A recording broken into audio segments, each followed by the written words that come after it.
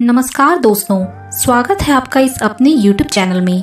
दोस्तों, भगवान श्री कृष्ण ने मथुरा वृंदावन को छोड़ने के बाद समुद्र तट पर द्वारका नगरी बसाई थी।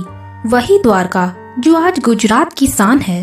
कई खोजों के दौरान समुद्र में एक नगर डूबा होने की बात सामने आती है। दरअसल समुद्र में समाई यह नगरी द्वापर युग में कान्हा द्वारा बसाई गई द्वारका ही है, जो कौरवों की माता गांधारी और ऋषियों द्वारा दिए गए श्राप के कारण तहस नहस हो गई। अब आपके मन में सवाल उठेगा कि भगवान की बसाई नगरी को भला ऋषि क्यों श्राप देने लगे। तो आइए दोस्तों जानते हैं इस घटना की पूरी वजह। लेकिन उससे पहले दोस्तों, अगर आपने इस चैनल को अभी तक सब्सक्राइब नहीं किया है तो चैनल को सब्सक्राइब जरूर कर लें, और अगर वीडियो अच्छी लगे तो लाइक करना बिल्कुल भी ना भूलें। महाभारत के युद्ध में पांडवों की विजय हुई। श्री कृष्ण ने युधिष्ठिर को राजगद्दी पर बैठाया और राज्य से जुड़े नियम कानून उन्हें समझाकर वे कौरवों की माता गांधारी से मिलने पहुँचे। श्री कृष्ण के आने पर गांधारी फूट फूट कर रोने लगी और फिर क्रोधित होकर उन्हें श्राप दिया कि जिस तरह तुमने मेरे कुल का नाश किया है, तुम्हारे कुल का अंत भी इसी तरह होगा।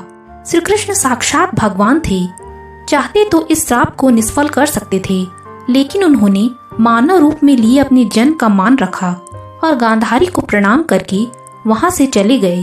श्री कृष्ण के पुत्र सांब अपने मित्रों के साथ हंसी ठिठोली कर रहे थे। उस समय महर्षि विश्वामित्र और कण्व ऋषि ने द्वारका में प्रवेश किया। जब सांब के नवयुवक मित्रों की दृष्टि इन महान ऋषियों पर पड़ी तो वे इन पुण्य आत्माओं का अपमान कर बैठे। इन युवकों ने सांब को एक महिला के वेश में तैयार किया और महर्षि विश्वामित्र तथा कण्व ऋषि के सामने पहुंचकर उनसे बोले, यह स्त्री गर्भवती है, आप देखकर बताइए इसके गर्भ से क्या उत्पन्न होगा। दोनों ही ऋषि युवकों के इस परिहास से अत्यंत क्रोधित हुए और उन्होंने कहा, इसके गर्भ से एक मुसल उत्पन्न होगा जिससे तुम जैसे दुष्ट, असभ्य और क्रूर लोग अपने समस्त कुल का नाश कर लेंगे। इस घटना का पता श्री कृष्ण को चला तो उन्होंने कहा, यह ऋषियों की वाणी है, व्यर्थ नहीं जाएगी। और अगले ही दिन सांब ने एक मुसल उत्पन्न किया। इस मुसल को राजा उग्रसेन ने समुद्र में फिकवा दिया। साथ ही श्री कृष्ण ने नगर में घोषणा करा दी कि अब कोई भी नगरवासी अपने घर में मदिरा नहीं बनाएगा, क्योंकि कृष्ण नहीं चाहते थे कि उनके कुल के लोग और संबंधी मदिरा के नशे में कोई अनुचित व्यवहार कर परिवार सहित एक दूसरे का नाश कर बैठे, क्योंकि ऋषियों की वाणी तो सच होनी ही थी।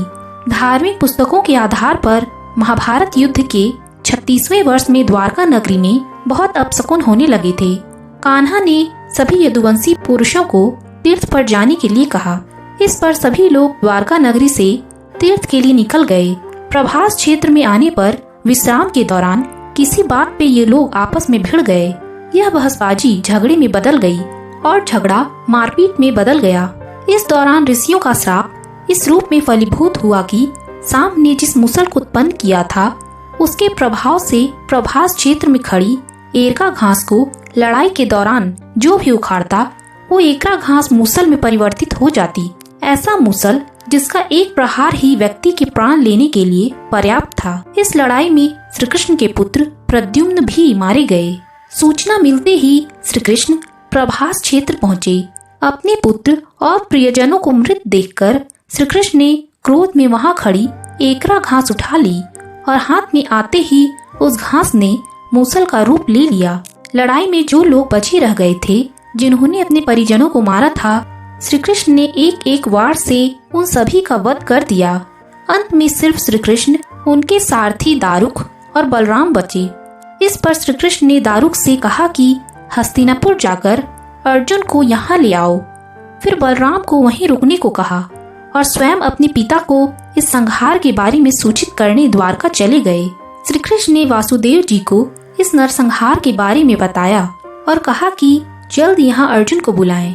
आप नगर की स्त्रियों और बच्चों को लेकर अर्जुन के साथ हस्तिनापुर चले जाइएगा। जब श्री कृष्ण वापस प्रभास क्षेत्र पहुँचे तब बलराम जी ध्यानावस्था में बैठे थे। श्री कृष्ण के पहुँचते ही उनके शरीर से शेषनाग निकले और समुद्र में चले गए। अब श्री कृष्ण इधर उधर घूमते हुए अपने जीवन और गांधारी के श्राप के बारे में विचार करने लगे और फिर एक पेड़ की छांव में बैठ गए। इसी समय जरा नामक एक शिकारी का बाण उनके पैरों में आकर लगा, जिसने दूर से उनके पैर के अंगूठे को हिरन का मुख समझकर बाण चला दिया था। जब वह शिकारी शिकार उठाने पहुंचा तो श्री कृष्ण को देखकर क्षमा मांगने लगा। श्री कृष्ण ने उन्हें अभयदान देकर देह त्याग दी। अर्जुन ने द्वारका पहुंचकर वासुदेव जी से कहा कि वह नगर में शेष बचे सभी लोगों को हस्तिनापुर चलने की तैयारी का आदेश दें। फिर अर्जुन ने प्रभास क्षेत्र जाकर सभी यदुवंशियों का अंतिम संस्कार किया। अगले दिन वासुदेव जी ने प्राण त्याग दिए। उस पर उनका अंतिम संस्कार कर अर्जुन सभी महिलाओं और बच्चों को लेकर द्वारका से निकल गए। जैसे ही उन लोगों ने नगर छोड़ा, द्वारका का राजमहल और नगरी समुद्र में समा गई। उसी नगरी के पिलर और अवशेषों के बारे में समुद्र से जुड़ी अलग अलग रिसर्च के दौरान जानकारी मिलती रहती है। तो दोस्तों, द्वारका नगरी से जुड़ी ये जानकारी आपको कैसी लगी, कमेंट सेक्शन में जरूर बताइएगा। धन्यवाद।